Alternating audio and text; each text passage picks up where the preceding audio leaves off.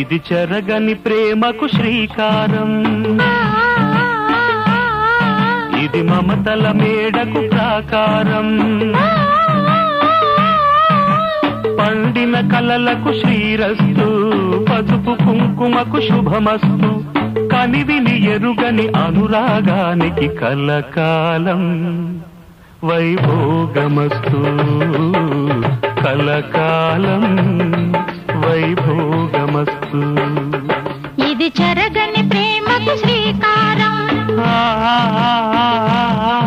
ఇది మమతల మేడకు ప్రాకారం,